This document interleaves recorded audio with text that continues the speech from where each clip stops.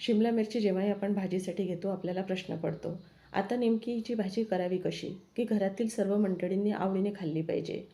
तर मग आज तुम्हाला एक इतकी छान पद्धत सांगते मी. घरातल्या अगदी साध्या साहित्यापासून ही भाजी तयार होते. मसालेदार सारण आणि त्यात मुरलेली मस्त शिमला मिरचीची चव एकदमच भारी लागते. आणि घरातील मंडळी तर पोटं चाखत खातील अशी ही भाजी तयार होणार आहे. करायलाही साधी सोपी अशी आहे. चला मग वेळ न करता लगेचच आपण रेसिपीला सुरुवात करूया. त्यासाठी मी इथे आधी शिमला मिरची घेतलेली आहे. ही 1 पाव मी शिमला मिरची विकत घेतलेली आहे. आता शिमला मिरची आधी स्वच्छ धुवून पुसून कोरडी मी करून घेतलेली आहे. आता आपल्याला सुरुवातीला या मिरचीचा देठाचा भाग काढून घ्यायचा आहे. तर त्यासाठी बघा आता अगदी हाताने सहज निघतो आणि मधातील जो काही भाग काढणं शक्य होत असेल तेवढाच काढायचा. पण वरचा जो भाग असतो सारण आपण भरणार आहोत त्यासाठी थोडा मोकळा करून घ्यायचा, पण फार जास्तही करायचा नाही असा मोठा, कारण सारण बाहेर यायला नको. तर बघा यामध्ये बियांचं प्रमाणही फार जास्त असं नाही आणि मिरच्या फार जास्त आकाराने मोठ्याही नाही. त्यामुळे अगदी सहज मिरच्या आपण याला काप देऊन घेतलेला आहे. सर्वच मिरच्या आता आपण इथे तयार करून घेतलेल्या आहेत. आता या मिरचीसाठी तुम्हाला इतकं छान सारण सांगणार आहे मी, की अगदी हे सारण इतकं चमचमीत, अगदी तुम्ही कचोरीमधलं सारण खाता त्या पद्धतीचं तयार होणार आहे. बघा सारणासाठी सर्वात आधी एक छोटंसं वाटण तयार करू. त्यासाठी इथे सुक्या खोबऱ्याचे 5 ते 6 काप, हिरव्या मिरच्या घेतलेल्या आहेत 5 ते 6, कढीपत्त्याची काही पानं, अर्धा इंच आलं आणि 7 ते 8 लसूण पाकळ्या. तर हे साहित्य कच्चंच घेतलेलं आहे, भाजलेलं वगैरे अजिबातही नाही. आता मिक्सरच्या भांड्यामध्ये हे सर्व साहित्य आपल्याला घालून कोरडं म्हणजेच पाणी न टाकता बारीक करायचं आहे. तर यामध्ये थोडी आता मुठभर अशी कोथिंबीर हे घालून घेणार आहोत आपण. कोथिंबीर ठेवायचं मी इथे विसरली होती. तर आता अशी बघा कोळ्या काळ्याही घेतलेल्या आहेत सोबत. आता याचं आधी वाटण तयार करूया. या वाटणामुळे सारणाला छान खमंगपणा येतो. तर बघा इथे वाटण तयार करून आपलं झालेलं आहे. तर हे असं तयार करायचं बघा. पाण्याचा एक थेंबही यामध्ये वापर मी केलेला नाही. तर आता आपण सारण तयार करायला घेणार आहोत. त्यासाठी कढईमध्ये आधी तेल गरम करून घेऊया. तेलही फार जास्त इथे मी वापरलेलं नाही. तर इथे अर्धा ते पाऊण चमचा जाडसर असं कुटलेलं मी जिरं घालून घेतलेलं आहे आधी. त्याचबरोबर आता आपण जो ठेचा तयार करून घेतलेला होता तो घालून घेणार आहोत आणि हा ठेचा आपल्याला छान परतून घ्यायचा आहे. कारण सर्व साहित्य कच्चंच वापरलेलं होतं आपण, त्यासाठी तो चांगला परतून घ्यायचा. आता हे पूर्ण साहित्य हलकंसं परतून झालं आपलं, की मग एक एक करत आपण कोरडे मसाले घालूयात यामध्ये. तर आता हे बघा छान असं कोरडं झालेलं आहे. तर आता इथे सर्वात आधी आपल्याला कोरड्या मसाल्यांमध्ये घालायचं आहे यामध्ये, तर ती म्हणजे हळद. तर इथे पाव चमचा एवढी मी हळद घातलेली आहे. त्याचबरोबर आपल्याला इथे कांदा लसूण मसाला पाव चमचा घालायचा आहे. नसेल तर गरम मसाला घातला कुठला तरीही चालेल. इथे अर्धा ते पाव चमचा एवढा आपल्याला धना पावडर, त्याचबरोबर अर्धा चमचा आपल्याला गरम मसाला आणि इथे पाव चमचा एवढा आपण लाल तिखट घातलेला आहे. कारण आपण हिरवी मिरची वापरलेली आहे त्यामुळे लाल तिखट तुम्ही नाही घातलं तरीही चालेल, पण छान झणझणीत आणि भाजीला छान रंग यावा यासाठी थोडं लाल तिखट घातलं तरीही चालेल. तर आता इथे हे आपण परतून घेतलेलं आहे सर्व. आता या सारणाला मस्त छान टेस्ट यावी आणि खमंगपणा यावा यासाठी बघा आपण 2 चमचे यामध्ये बेसन पीठ घालणार आहोत. तर आपला नाश्त्याचा जो चमचा असतो त्यानेच मी 2 चमचे बेसन पीठ घेतलेलं आहे. आता हे बेसनपीठ भाजत वगैरे आपल्याला जास्त काही बसायचं नाही इथे. फक्त ते हलकंसं आपण जो ठेचा आणि कोरडे मसाले घातलेले आहेत त्यामध्ये छान ते एकत्र करून घ्यायचं. छान एकजीव व्हायला पाहिजे. म्हणजे बेसनपीठ असं कोरडं राहणार नाही.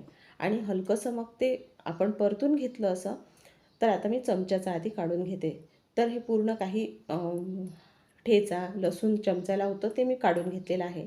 आता काय करायचं आपल्याला, बघा हे कोरडं असं झालेलं आहे. यावर हलकासा पाण्याचा हबका मारायचा आहे. म्हणजे बेसनपीठ शिजलं जातं, ते कच्चं राहणार नाही. तर आता मी इथे पाण्याचा हबका मारून घेते यावर. फार जास्त पाणी नाही घालायचं, असं मी दाखवते व्हिडिओत तुम्हाला, त्या पद्धतीने घालून घ्यायचं. 1 ते 2दा घातलं मी असं. आणि आता परत आपल्याला हे व्यवस्थित एकत्र करून घ्यायचं. आता हे बघा तळाला जे काही चिकटलेलं असतं बेसनपीठ तेही काढून घ्यायचं. आणि आता हे व्यवस्थित आपल्याला बघा काढून घ्यायचं आहे तळाचंही. तर इथे तेलाचा आपण जास्त असा वापर केलेला नाही त्यामुळे छान हे कोरडं होतं. आता यामध्ये आपल्याला घालायचं आहे शेंगदाण्याचं कूट. तर इथे मी 1 वाटी भाजलेले शेंगदाण्याचं कूट घालणार आहे. शेंगदाणे आधी भाजून घेतले, हलकीशी साल काढली, थंड करून घेतले आणि नंतर त्याचं कूट केलेलं आहे. तर इथे हलकंसं ते जाडसरच ठेवायचं. आता हे पूर्ण आपल्या बेसन पीठ आणि मसाल्यांमध्ये छान एकत्र करून घ्यायचं शेंगदाण्याचं कूट. आणि बघा हलकंसं तळाला चिकटतं हे ते काढून घ्यायचं. आणि आता हे सारण आपलं तयार झालेलं आहे, पण यामध्ये मीठ अजून घालायचं राहिलेलं आहे आपलं. तर इथे चवीनुसार मी मीठ घालते आणि मीठही यामध्ये आपल्याला एकत्र करायचं. तर आता या सारणाची अजून छान टेस्ट वाढावी यासाठी आपण अजून यामध्ये एक साहित्य घालणार आहोत. तर आधी मी एकत्र करून घेते आणि गॅस बंद करायचा आणि नंतर हलकंसं थोडं थंड होऊ द्यायचं आणि नंतर इथे आपल्याला यामध्ये अर्ध्या लिंबाचा रस घालायचा आहे. यामुळे छान आंबट, तिखट, हलकंसं मिठाची चव याला छान टेस्ट येते या सारणाला. तर आता हे लिंबाचा रस घातल्यानंतर एकत्र करून घ्यायचं आणि हे सारण बघा असं तुम्ही चपातीवर घेतलं आणि त्यावर हलकंशी कोथिंबीर किंवा तेल घेतलं तसंही तुम्ही खाऊ शकता, छान लागते. आता हे सारण आपण एका ताटामध्ये काढून घेतलेलं आहे आणि मिरच्यांमध्ये आता हे सारण आपण भरून घेणार आहोत. तर असं छान हाताचा थोडासा दाब देऊन हे सारण भरायचं आहे आपल्याला, पण जास्त असं एकदमच गच्च नाही भरायची ही शिमला मिरची. तर आता बघा इथे आपण यामध्ये सारण भरून घेतलेलं आहे.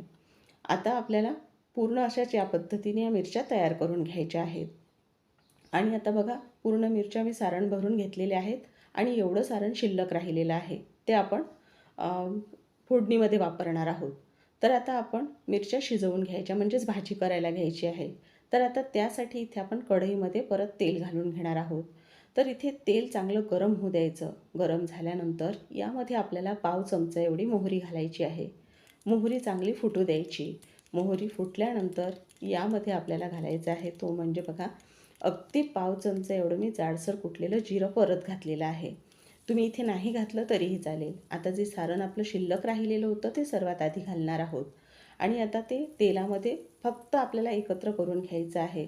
असं भाजत वगैरे बसायचं नाही. आता त्यानंतर यामध्ये आपल्याला पाव चमचा लाल तिखट घालायचं आहे म्हणजे भाजीला रंग छान येतो. तसं तर आपण हिरवी मिरची घातलेली आहे त्यामुळे लहान मुलं जर खाणारी असतील भाजी तुमची तर मग इथे लाल तिखट तुम्ही नाही वापरलं तरीही चालेल. आता यामध्ये एक एक करत ही शिमला मिरची आपल्याला ठेवून घ्यायची आहे. तर आता इथे मी आधी मिरच्या पूर्ण ठेवून घेते यामध्ये आणि आता आपल्याला बघा यामध्ये हे पूर्ण एकत्र करायचे आहेत. जो आपण सारण तेल घातलेलं आहे कढईमध्ये त्यामध्ये मिरच्या आणि यावर आता आपल्याला फक्त पाणी घालायचं आहे. आता पाणी आपल्याला बघा जे सारण घातलेलं आहे ते पाण्यामध्ये छान एकजीव होतं आणि जी शिमला मिरची आहे तिला वरूनही छान टेस्ट येते. आता त्यासाठी आपण इथे पाव चमचा एवढं मीठ घातलेलं आहे. तुम्ही चवीनुसार मीठ घालायचं आणि बारीक चिरून घेतलेली कोथिंबीर घातलेली आहे. परत एकदा व्यवस्थित सर्व आता आपल्याला ही भाजी एकत्र करून घ्यायची आहे आणि आता आपल्याला यावर झाकण ठेवून ह्या मिरच्या वाफेवर शिजवून घ्यायच्या आहेत. तर इथे झाकण ठेवते आणि सुरुवातीला 2 ते 3 मिनिटाची वाफ काढून घेते. गॅसची स्पीड मीडियम ठेवलेली आहे. आता एकदा आपण ह्या मिरच्या हलवून घेणार आहोत म्हणजेच दुसऱ्या बाजूने ह्या पलटवून घेणार आहोत. अशाच पूर्ण मिरच्या दोन्हीही बाजूनी आपल्याला भाजून घ्यायच्या आहेत. तर आता आपण व्यवस्थित ह्या मिरच्या दुसऱ्या बाजूने पलटवून घेतलेल्या आहेत. आता परत यावर आपल्याला झाकण ठेवायचं आणि या मिरच्या शिजवून घ्यायच्या आहेत. मस्त यावर हलकेसे सोनेरी डाग पडायला हवेत म्हणजे खायला छान लागतात. तर आता झाकण ठेवून 5 मिनिटाची वाफ काढून घेऊया. आता गॅसची स्पीड कमी ठेवायची आणि आता बघा आपल्या मस्त भरलेली शिमला मिरचीची भाजी किंवा ढोबळ्या मिरचीची भाजी तयार झालेली आहे. तर आता बघा अगदी रंगावरूनच भाजी चवीलाही छान असेल असं वाटतं ना. खरंच सांगते ही भाजी चवीला तितकीच छान आहे जितकी ती दिसत आहे छान. तर मंडळी तुम्हीही नक्की एकदा ही भरलेली शिमला मिरचीची भाजी नक्की करून बघा आणि आजची रेसिपी तुम्हाला आवडली असेल तर एक लाईक करून चॅनललाही सबस्क्राईब करायला विसरू नका. पुन्हा लवकर भेटूया. तोपर्यंत धन्यवाद.